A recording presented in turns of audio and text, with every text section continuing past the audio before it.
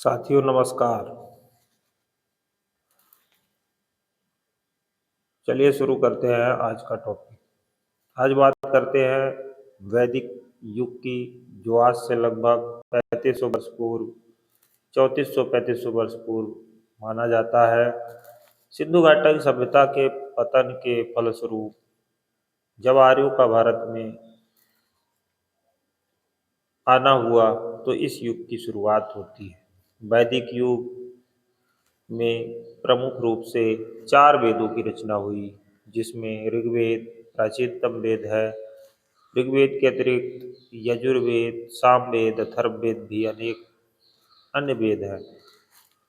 साथियों, इस युग में प्रमुख देवी देवताओं की बात करें, 33 कोटि के देवता थे, जिसमें से प्रमुख देवता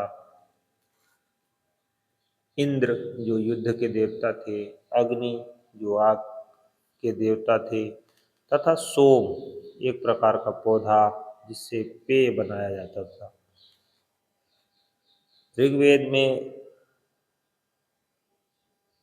प्रमुख रूप से नदियों से संवाद विश्वामित्र जी का देखने को मिलता है, जिससे यह पता चलता है कि एक वैदिक पीरियड प्रकृति से जुड़ा हुआ पीरियड था। ऋग्वेद की रचना करने वाले जो ऋचाओं को पढ़ते थे, 1024 सूक्त ऋग्वेद में मिल जाएंगे। ऋग्वेद के अलावा यजुर्वेद जो यज्ञों से संबंधित है, सामवेद संगीत से संबंधित है, तथा अथर्ववेद जादू टोना अंधविश्वास से जुड़ा हुआ है। साथियों, ऋग्वैदिक पीरियड की जो भाषा है वह संस्कृत थी। संस्कृत वो भी प्राग संस्कृत यानी प्राचीनतम संस्कृत, जिसकी लिपि ब्राह्मी थी। उत्तर वैदिक काल आते आते संस्कृत के रूप में परिवर्तन हुआ, उसकी क्लिष्टता कम की गई। समाज मुख्य रूप से 2 वर्गों में बटा था, एक पुरोहित, दूसरा राजा। काम के आधार पर विभाजन था। वैश्य, ब्राह्मण, क्षत्रिय, वैश्य, शूद्र 4 वर्गों में समाज बटा हुआ था।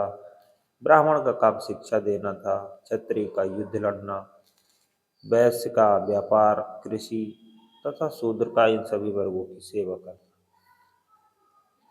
साथियों, इस युग में प्रमुख रूप से पशुपालन व कृषि पर आधारित समाज मिलता है।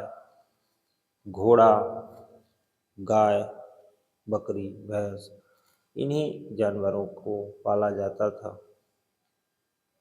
साथियों, दक्षिण भारत की बात करें तो इसी सभ्यता के समकालीन एक अन्य सभ्यता भी चल रही थी, जिसका प्रमाण हमें इनाम गांव से मिला है।